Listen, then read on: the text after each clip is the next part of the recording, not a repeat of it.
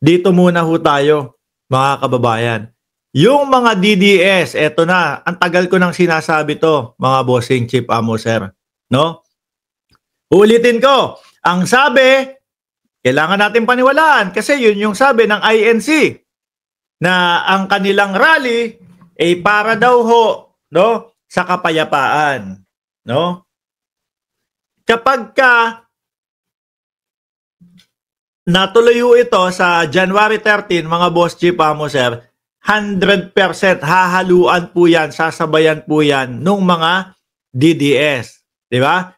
Kasi yung mga INC ho ang sinasabi, ang katotohanan po ng aming pagrarally para po sa kapayapaan. No? Pero yung sigaw ho ng mga DDS, mga bossing, yung rally daw po na mangyayari sa January 13, nasabi pa nga ni Roque, sa Luneta daw ho, mga boss, para daw po sa paglaban sa injustice na nangyari sa Pilipinas.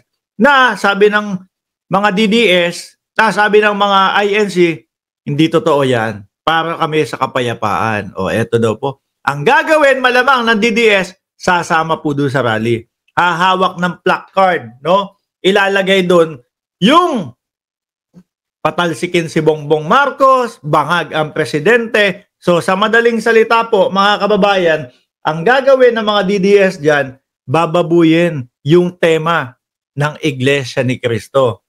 And dyan natin makikita, no? Pag hinayaan nila na sumama sa kanila at yung maging tema nila maging pagpapabagsak sa Pangulong Bongbong Marcos, dyan natin makikita, mga bossing, na sumusuporta pala ang INC sa paglaganap ng korupsyon sa Pilipinas. Di ho ba, mga kababayan? All DDS, January 13, 2025, Boulevard, Zamboanga City, Assembly Meeting 12:30, ha? Sasabayan ho nila. Sabay ang gagawin ho nila, mga kababayan, ipapakalat nila.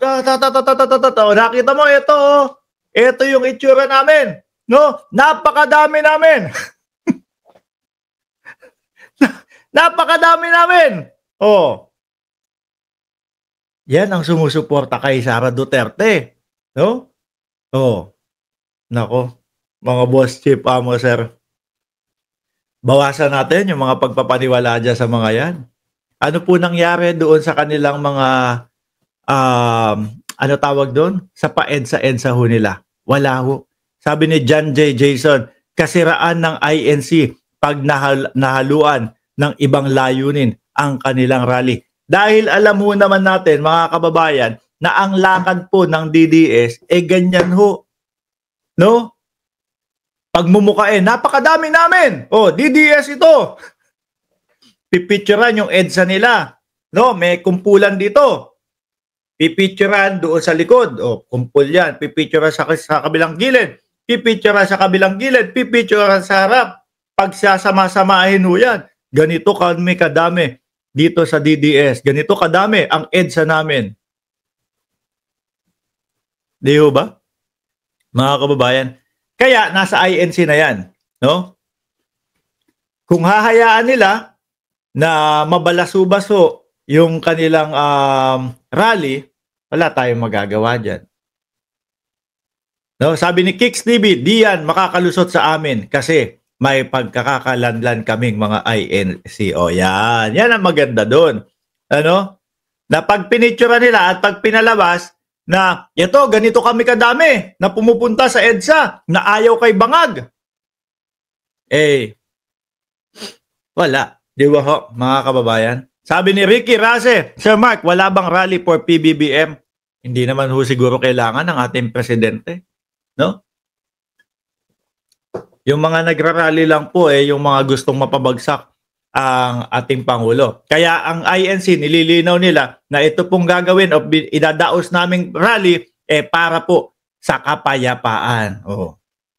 Kaya dapat alerto yung mga INC doon sa mga DDS na mga makikihalo lang sa kanila para sirain at balasubasin o babuyin yung kanilang rally. Ayan. Sabi ni Blas Magluyan, Mark, mag-rally ka rin. karapatan mo, yan, mas marami kang supporter. Ba't pa ako magrarally? Araw-araw nandito na ako, naka-live ako, nakakausap ko yung mga supporter. At kung makikita mo, dagdag ng dagdag yung subscriber. Ibig sabihin, madaming naniniwala. Ba't pa kailangan lumabas? Di ba? Ito kumbaga parang araw-araw na din ako nagrarally dito. Sinasabi ko yung hinaing ko doon sa mga kumakalaban sa gobyerno. Bakit pa kailangan lumabas? Maiinitan. Para gawin yung ginawa ng mga DDS, jebs dito, jebs doon, ihi dito, ihi doon. Di na. Iba na eh. No? Social media na, meron ng social media. O, nandiyan kayo lahat. Nandito ako. Naririnig nyo yung hinaing ko. Ano ba ang ginagawa sa rally? Ganon din. Ipaalam ang opinion ng mga nagrarally. Okay na to. Sabi tuloy sa inyo ni Antonio Adona, DDS, salot ng bayan. Ang rally para sa kapayapaan at support sa opinion ni PBBM, sabi ni Kicks TV. Sabi ni Antonio Ariza, INC rally ay para sa kapayapaan, kapakanan ng mga mamamayan sa atin. Kaya, ang nakikita ko ho dyan, hindi dapat hayaan ng mga kapatid nating INC na haluan sila ng mga DDS. Ano po? Dahil ang mangyayari dyan, wala. Iibahin nila yung tema nila, ipapalabas sa mga social media na kayo makukuhanan din, no? Makukuhanan kayo ng mga DDS. So ito mga kasama namin na nagpapabagsak sa Pangulong Bongbong Marcos.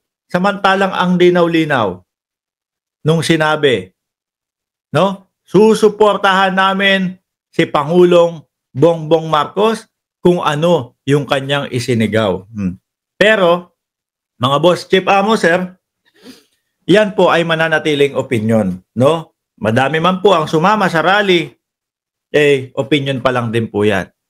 Mas nakikita kong mananaig ho dyan, mga kababayan, yung sigaw ng mamamayang Pilipino na hindi pwedeng palagpasin ang vice-presidente, na hindi sinasagot yung mga irregularidad, na hindi pwedeng hindi sagutin yung mga nawawalang pera.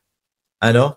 O sabi ni Kicks TV ulit, mahigit na 1,000K 1,000 portalet ang ilalagay sa liwasan para di umihi sa kung saan-saan. Kasi ho yung sa DDS, kung saan-saan na lang ho no?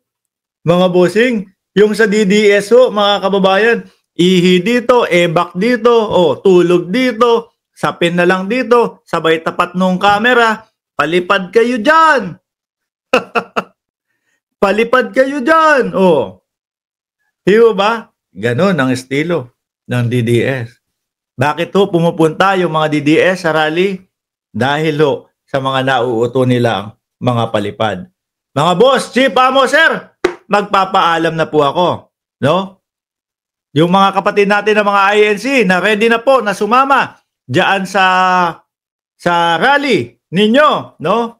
Huwag nyong hayaan na madungisan, mabahiran o mababoy ang inyong rally. Yun lang po ang masasabi ko sa inyo. Maraming salamat and God bless po sa ating lahat.